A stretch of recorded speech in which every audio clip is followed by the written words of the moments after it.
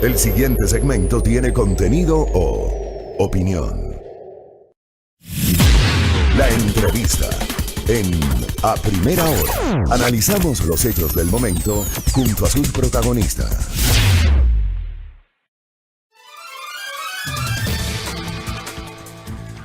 Muy bien, 8:04 en la mañana. Gracias por los mensajes. Gracias por la sintonía. Seguimos en este su espacio A Primera Hora por la señal de Majestad Radio. Al inicio de este espacio de noticias dimos lectura a una nota que publicó Diario El Comercio, que titulaba que las muestras extraídas del cuerpo de Carlos Luis Morales serán analizadas en Quito. Dice la nota que escribió el colega Fernando Medina que bajo una cadena de custodia fueron trasladadas a Quito las muestras y análisis que se le practicaron al cuerpo del prefecto del Guayas, Carlos Luis Morales. Información oficial dice que estas diligencias son parte de la investigación del deceso de la máxima autoridad de la provincia del Guayas que lleva adelante la Fiscalía General del Estado. Vamos a hablar de este tema con el jurista Carlos Sánchez Gaete. Él era el abogado de Carlos Luis Morales, fallecido prefecto de la provincia del Guayas. ¿Cómo le va, abogado? Bienvenido, buenos días. Muy buenos días y un saludo muy paternal y caluroso con usted y su distinguida audiencia. Gracias por la gentileza. A ver, pregunta de cajón. ¿Por qué tras la muerte, o por qué la muerte, el fallecimiento del prefecto de la provincia del Guayas ha generado una investigación por parte de la Fiscalía? Siempre que ocurre una muerte en circunstancias no claras o no conocidas, la Fiscalía tiene la obligación de realizar la necropsia de ley e iniciar una investigación. No es una circunstancia distinta a la de cualquier otro ciudadano que hubiera muerto antes de llegar a la clínica. Y como ha trascendido, según el reporte médico que se ha difundido por redes sociales, y además del análisis forense que se habría hecho en criminalística, Carlos Luis Morales habría muerto de forma natural y habría llegado sin signos vitales a la clínica. Esa es la razón por la que la Fiscalía debe iniciar una investigación. O sea, partimos del hecho entonces de que se considera que el fallecimiento del prefecto Carlos Luis Morales fue por causas naturales. Eso, digamos, no admite discusión, no está en discusión eso, doctor. Bueno, la investigación es la que tiene que determinar si eso es un hecho que ya no admite discusión. Por lo pronto, la ciencia criminalística ha determinado que la causa probable de muerte es un fallo cardiorrespiratorio y, bueno, concordante con lo que las circunstancias, por conocimiento común y vulgar, pues habíamos notado quienes estamos en su entorno. Él se despertó la mañana del día que falleció con graves dificultades para respirar, y se desvaneció en su domicilio y 15 minutos después estaba llegando a la emergencia. Cuando lo recibieron, los médicos reportaron que no tenía signos vitales. Así que aparentemente es lo que ha ocurrido, ¿no? Sin discusión, mientras la Fiscalía tenga una investigación abierta, no lo puedo decir así, pero yo creo que ya es un hecho consumado. El tema es que ese mismo día, cuando ocurrió el hecho y estaba el cuerpo de Carlos Luis Morales en la clínica de San Borondón, hubo declaraciones públicas, me parece que inclusive usted hizo una declaración en ese sentido, de que se impidió retirar el grillete electrónico y que eso a su vez impidió que se pueda aplicar el electroshock para tratar de reanimarlo. ¿Eso también, esa teoría inicial también quedó descartada o cómo queda eso, doctor Sánchez? Sí, vale la pena aclarar lo dicho y lo que ocurrió. Cuando yo me acercaba a la clínica con la noticia de la situación grave en la que se encontraba el señor prefecto, recibí la llamada de un familiar que me informó que había una dificultad entre los médicos porque temían aplicarle la resucitación asistida a través de equipos eléctricos, toda vez que mientras tenga el dispositivo eléctrico, el grillete electrónico, sin duda que iba a salir afectado el grillete, no la salud del prefecto. Los médicos temían dañar el grillete y luego ser procesados por manipular el grillete. el agente a cargo de la custodia, el señor prefecto, lo que les manifestó es que él no estaba autorizado a disponer del retiro, que eso tenía que ordenarlo un juez.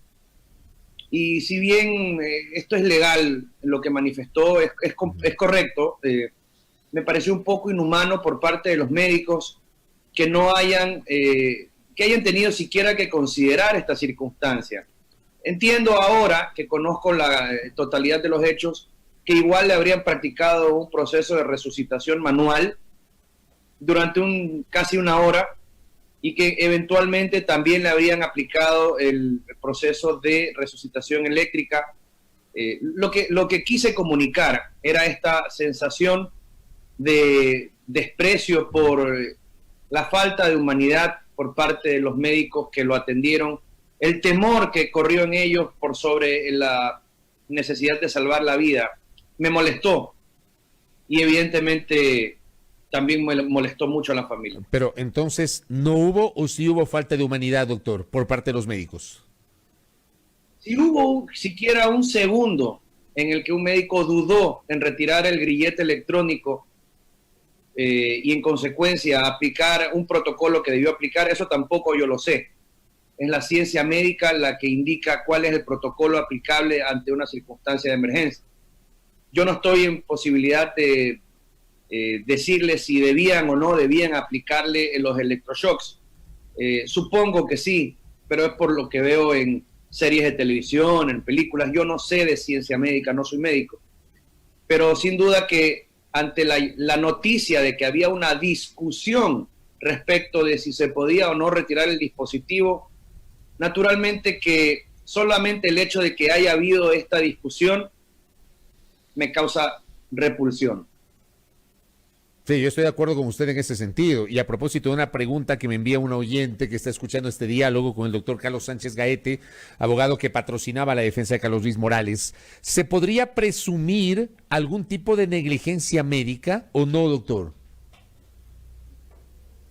Habría que esperar los resultados de la investigación previa para concluir aquello. La negligencia médica no se agota en una atención inadecuada, sino que esta atención inadecuada debe haber producido, en este caso, la muerte de forma culposa, es decir, sin la intención. Nadie dice que hubo la intención de matar al señor prefecto. Lo que rescato en todo esto es cómo hasta los médicos tratantes en un proceso que ha estado expuesto fuertemente ante la opinión pública, sintieron temor frente a lo que, sin lugar a dudas, es un muy grave y poco visto atropello por parte de la justicia penal. Este proceso que se apresuró contra el señor prefecto le ocasionó una exposición mediática que arruinó su imagen, se lo condenó públicamente previo al juicio, ya la opinión pública mayoritariamente lo considera culpable y eso, el daño a su reputación, las medidas tomadas por la Fiscalía, las medidas tomadas por el partido político que le quitó su respaldo y el proceso de remoción, le generaron un estrés que lo llevó a la muerte. Obviamente también existía, y debo ser franco y frontal, una condición clínica previa, preexistente, que había complicado su salud. Carlos Luis Morales, hasta donde yo entiendo, por el mes de noviembre del año pasado, habría salido del país a realizarse unos exámenes médicos y le habrían diagnosticado varias condiciones clínicas de importancia, entre ellas una muy, muy complicada que se conoce como linfocitopenia, que es una afectación al sistema inmunológico y que en lo específico a Carlos Luis Morales le habría producido dificultades respiratorias. Estas dificultades respiratorias eran obvias. Usted conversaba con él en los días en los que lo conocí y la verdad es que era desesperante porque pues, parecía que se ahogaba mucho. Cuando lo noté, le recomendé que por favor no descuide su salud y que busque atención médica. Y fue entonces cuando me explicó que él sufría de esta condición. Y de nuevo, yo no soy médico, pero debo suponer que tuvo que ver también en la complicación de su salud que lo llevó a la muerte. Lo que pasa es que esta explicación que usted está generando en este momento es absolutamente pertinente por todas las cosas que se han dicho en esta hora. Resulta que mucha gente en este gran tribunal que se llama Twitter, donde hay un montón de jueces, un montón de peritos, un montón de agentes, algunos inclusive deberían trabajar en CSI o en el FBI porque ya están elucubrando. Por eso me parece importante conocer esta explicación de que él ya tenía dificultades médicas. Yo siempre digo, nadie sabe lo de nadie y es muy fácil juzgar. Usted nos aclara que él ya tenía dificultades médicas, doctor. Así es, así es. De nuevo, no, yo no puedo dar una certificación de la razón. Concluyente, claro. Para eso están las investigaciones de criminalística. Pero sí es importante aclarar que la salud de Carlos Luis Morales, distinto a lo que parece ante la opinión pública, porque, y me incluyo, cuando lo conocí, yo asumiendo que como deportista que había sido, además su apariencia era impecable, siempre una postura firme, bien vestido, siempre estaba impecable el prefecto. Jamás me hubiera imaginado que sufría de su salud. Y de hecho, cuando él tenía alguna presentación ante la opinión pública, alguna alocución ante un medio de comunicación o algún evento público, él hacía un tremendo esfuerzo porque su apariencia no note su condición de salud, pero luego de esto él quedaba agotado. Entonces, yo tengo los exámenes que me facilitó él poco antes de la audiencia de formulación de cargos. Esta circunstancia probablemente en algún punto se consideró ser tratada ante los jueces para que ellos lo consideren en su análisis, pero no fue necesario. Se actuó en derecho y le formularon cargos sin necesidad de privarlo de su libertad, asimismo sin necesidad de demostrar su condición de salud. Pero es un hecho, ¿no? Él estaba muy enfermo. Correcto. Hay algo que ocurrió y es algo que en lo personal critiqué en redes porque no puedo entender cómo, y ayer yo dije lo dije en este espacio, lo dije en un espacio digital que tengo en la tarde, lo dije en mis redes, estamos en medio de una sociedad morbosa. Esta es una sociedad morbosa y dentro de ese morbo de nuestra sociedad resulta que ni siquiera dentro de los propios centros de atención en salud se respeta la privacidad de un paciente. Uno, se difundió un parte médico. Alguna gente discute y dice que hay derecho de que la sociedad conozca las razones del fallecimiento de un personaje público que además estaba siendo investigado. Sí, puede ser verdad, pero no el documento, y es el documento el que se difundió. Eso salió de la misma clínica, es obvio. Y lo otro es un video que recorrió fundamentalmente chats de WhatsApp con el cuerpo de Carlos Luis. ¿Usted, abogado, podría generar algún tipo de acción contra esta divulgación de imágenes y de información privada? Definitivamente que es condenable que la reserva de una investigación se violente. Eso es un delito, además, por cierto. Se tira al traste por parte de la clínica o de las personas a las que se les haya permitido estar en ese lugar, dentro de la clínica. La difusión de imágenes muy lamentables en momentos posteriores a la muerte del señor prefecto y del resultado del parte médico que ni siquiera yo como abogado de la familia tengo aún, pero se han encargado de difundir en redes sociales, seguramente para dar ante la opinión pública la impresión de que la clínica no tuvo absolutamente nada que ver con su muerte, cosa que no he afirmado, por cierto. Pero estoy esperando que la familia me indique cuál es la intención alrededor de estos hechos. Sin duda que hay un daño moral importante, sin duda que hay una ofensa al pudor y un nuevo traspié en el buen nombre y en la reputación del señor prefecto. Cada cosa que ha pasado en esta última semana, créame que parece parte de una novela de ficción. Cuando usted anunció muy temprano, hace 2 días, el fallecimiento del prefecto del Guayas, usted puso en su cuenta Twitter que pese en la conciencia de sus detractores. Fruto de esto, hubo una reacción de la señora madre de Carlos Luis Morales, hubo reacciones en redes responsabilizando a los periodistas y a los medios de alguna forma de lo que terminó ocurriendo con Carlos Luis. ¿Usted qué quiso decir cuando señaló que pesa en la conciencia de sus detractores? Mire, hemos presenciado y me ha tocado vivir junto al señor prefecto momentos en los que la miseria humana se ha desatado en redes sociales. Yo no me refiero, por si acaso, al trabajo serio de la prensa objetiva, que sí hay, como por ejemplo usted y este medio. Pero sí hay un cierto sector de la prensa que se ha encargado de juzgar, de prejuzgar al prefecto y de difundir, incluso responder con ofensas cuando había algún cuestionamiento, las circunstancias que están siendo investigadas por la Fiscalía. Eso por un lado, la opinión pública y el manejo de los medios, de ciertos medios. También la arremetida política de la que fue víctima el señor prefecto, sin duda que tiene que haberle producido un malestar, una decepción y un nivel de estrés tremendo. En Guayaquil, el Partido Social Cristiano es un partido que tiene una trascendencia fundamental, tiene un arrastre tremendo y evidentemente eso provoca que en un consejo provincial de algo menos de 30 integrantes, pues 20 y pico sean socialcristianos. Y esta manifestación de poder político a través del pedido de remoción, el haberle restado su respaldo, el haberse desmarcado de Carlos Luis Morales, sin duda que también le produjo una difícil situación que superar. Y en medio de todo esto, unos más que otros, me refiero a actores políticos, también prejuiciaron y prejuzgaron en redes sociales a Carlos Luis Morales.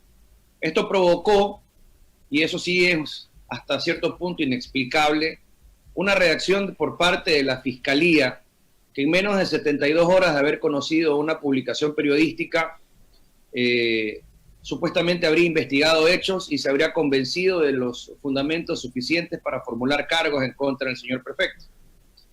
Y digo que llama la atención porque pues, vino por la madrugada, tumbó puertas, detuvo gente y formuló cargos sin haber abierto antes una investigación, dándole la oportunidad a las personas de dar una versión primero, como por ejemplo sí lo ha hecho con el alcalde de Quito, como por ejemplo sí lo ha hecho con la secretaria de Gestión de Riesgos. Y créanme que las diferencias, además de ser odiosas, están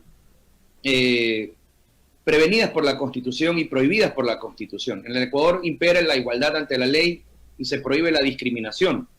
Yo creo que en este caso, esta discriminación expresada en el sentido exacto de la palabra, es decir, actuar respecto del señor prefecto Morales distinto que respecto de otros funcionarios públicos también cuestionados por razones similares, definitivamente le causaron a él un estrés. A estos detractores me refiero, a los políticos que se valieron en medio de esta decisión del partido que lo respaldó, y no me refiero a todos, sino a algunos que han sido muy, muy fuertes en sus expresiones y que hoy, la verdad es que me causa vergüenza ajena, incluso se han permitido en algunos casos lamentar su fallecimiento y expresarle condolencias a su familia. Entonces, realmente estoy asqueado de la política, estoy asqueado de la opinión pública tan indolente de muchas personas que se permiten decir cualquier cosa en redes sociales. Ahora, yo suscribo sus palabras porque es una posición personal que igualmente quienes me sigan a diario en este espacio, quienes me leen en mi cuenta Twitter saben cuál es mi posición. Yo soy un defensor a ultranza del debido proceso, de la presunción de inocencia, del derecho a la defensa. Yo creo que se deben cumplir todos los pasos. O sea, hay gente que aquí reniega del debido proceso. Es increíble muchas veces la sensación que ocurre en el país, pero también entiendo a una parte de la sociedad que tal vez no cree en el debido proceso porque a lo largo del tiempo han ocurrido decepciones, ha habido corruptos que se han fugado, ha habido corruptos que no han sido sancionados. Al final del día yo le pregunto, ¿cuánto hay de cierto sobre las irregularidades atribuidas a la administración del prefecto Carlos Luis Morales, sobre las cuales había una investigación en curso contra él, contra su esposa, contra sus hijos políticos y contra gente de su entorno? Yo voy a ser completamente objetivo en mi respuesta, porque esa es la forma en que administro mi vida personal y mi vida profesional. Tendrá la investigación criminal que lleva adelante la Fiscalía que determinar si los hechos presumiblemente constitutivos de una infracción realmente se produjeron. Eso es lo primero. Yo no le puedo decir hoy que no hubo un delito en la prefectura, que no se cometió un delito, un abuso en la prefectura. Ahora, de eso a llegar a afirmar que el señor prefecto del Guayas haya tenido responsabilidad por acción o por omisión en estos hechos, eso ya es muy diferente.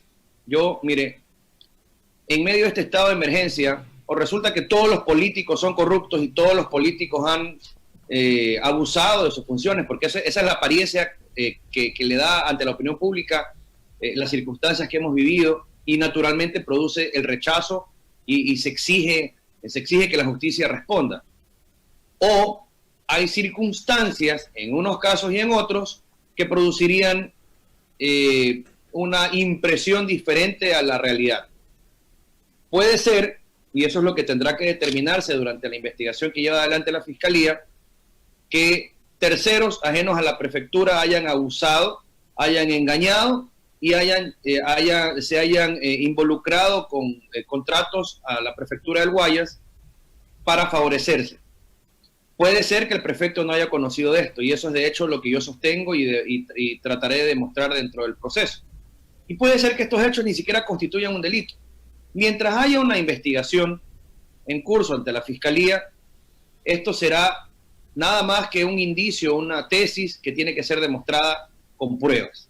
Y eso es precisamente lo que está haciendo en este momento y en los 60 y algo más de días que quedan la Fiscalía y las partes procesales que estamos involucradas en la investigación.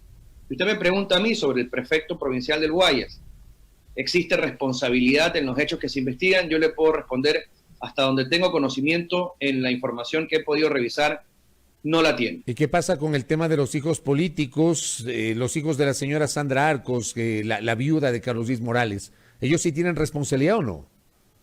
Desconozco y de hecho yo por si acaso no los patrocino.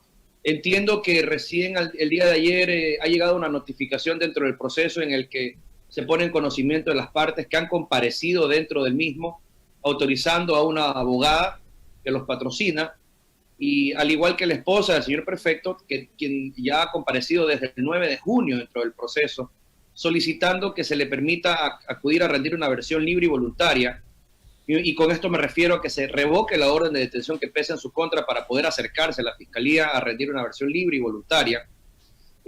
Aún la justicia penal no les ha, ni a ella ni a sus hijos, dado la oportunidad de acercarse a defenderse en libertad como corresponde, como es un derecho humano. Y lo digo mire, siendo objetivos, en el Ecuador se ha institucionalizado un procedimiento de venganza a través del derecho penal, que en la doctrina penal se conoce como el derecho penal del enemigo. Y no puede ser que la lucha contra la corrupción se convierta en patente de corso para abusar de derechos de nadie, ni siquiera de quienes se presumen culpables ante la opinión pública. ¿A qué me refiero? La Fiscalía solicita a través de actuaciones fiscales urgentes, fingiendo las circunstancias configurativas de una flagrancia cuando no las hay. Estos contratos se suscribieron hace meses y pues la ejecución de ellos no es actual, no estamos hablando de un delito flagrante. Concurren ante un juez de delito flagrante, solicitan una orden de detención sin haber iniciado previamente una investigación, y con esta orden de detención y órdenes de allanamiento, primero detienen y luego investigan. Y ese no es el orden natural de las cosas, ni es el orden que previene el Código Orgánico Integral Penal. Usted no puede, no debe, y de hecho está prohibido, formular cargos en contra de una persona a menos que tenga los suficientes indicios. Usted no puede tener los suficientes indicios de un hecho si cuando menos no me ha llamado a preguntar qué pasó, qué conozco de los hechos. Entonces la Fiscalía lo hace y evidentemente el clamor popular lo aplaude con la justificación de que los corruptos evaden la justicia y al enterarse de la existencia de estos procesos, formulan estrategias dilatorias y se van. Pero eso es un reto profesional, un reto técnico que la Fiscalía debe enfrentar en derecho, no mediante atropellos, no a través de detenciones con falsos fines investigativos, porque seamos honestos, la detención con fines investigativos tiene un propósito, no es el de detenerlo para asegurar su prisión preventiva, para eso lo usan, pero no es así. Y los jueces de flagrancia tienen un propósito, no es el de asegurar que por la madrugada puedan llegar a detener a las personas para formularles cargos y dejarlos privados de su libertad. No es así.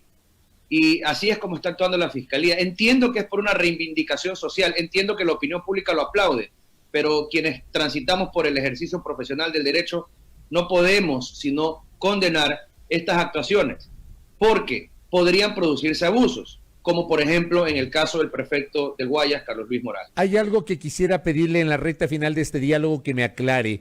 En los periódicos se señala que usted ha solicitado el recurso de habeas corpus a favor de la señora Sandra Arcos, sobre quien pesa una orden de prisión. A mí me extrañó porque la señora Sandra Arcos no está detenida y entiendo que la norma constitucional establece que el habeas corpus se aplica cuando una persona está detenida. O sea, eso dice la Constitución. No me queda claro eso, quisiera que me expliquen derecho. Me parece muy interesante su pregunta. Mire, el objeto del habeas corpus es recuperar la libertad de una persona que se encuentre ilegalmente privada de su libertad. Privada de su libertad.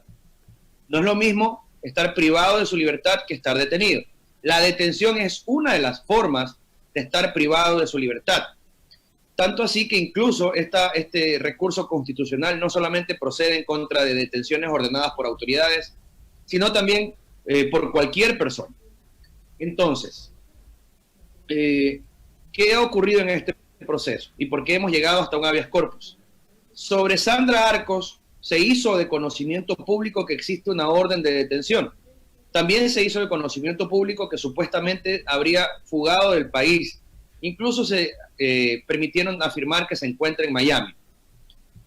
Yo no sé dónde está, sé que no está fuera del país, porque me han hecho llegar los documentos que como su abogado defensor debo presentar dentro del proceso, firmados por ella.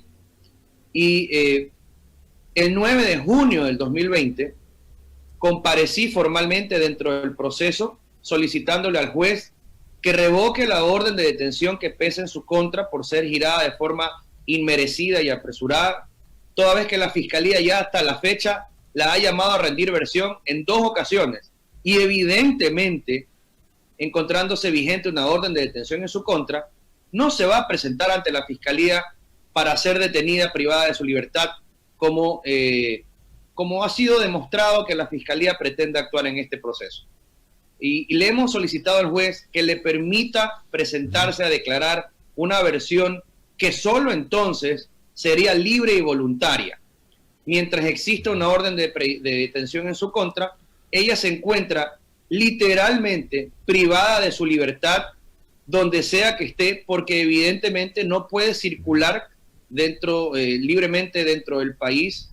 De hecho, a esta audiencia de habeas corpus que se celebra el día de hoy a las 2 de la tarde, no va a comparecer en persona como debería, de acuerdo como manda la ley, por su seguridad y por haberle prevenido al tribunal que conoce este recurso las circunstancias que dieron lugar a su interposición. Es lógico que si ella teme por su seguridad, por su integridad física y por ser privada de su libertad de forma apresurada e injusta, le solicite al tribunal que le garantice una comparecencia vía telemática y así se va a dar.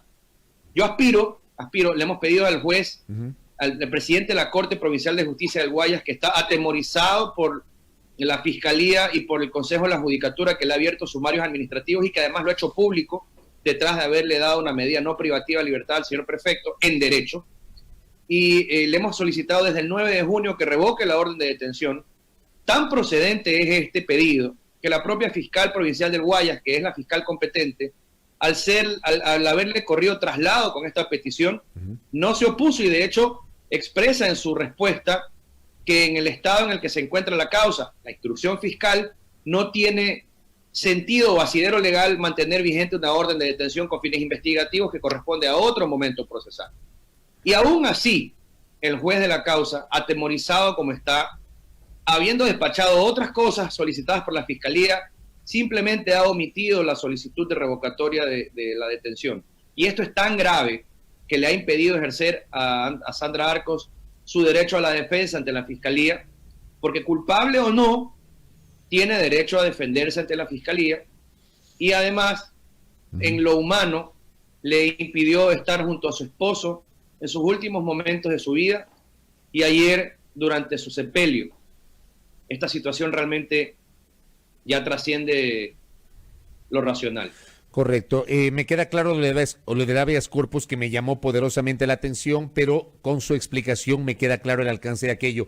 Abogado, estaremos pendientes del desarrollo de estos hechos. Le agradezco mucho por estos minutos que nos ha concedido. Que tenga buenos días. Igualmente, un placer haber compartido con usted esta mañana. Gracias al abogado Carlos Sánchez Gaete, quien patrocinaba la defensa del fallecido prefecto de la provincia del Guayas, Carlos Luis Morales, con su visión en torno a este caso. 8:34 en la primera hora por la señal de Majestad Radio.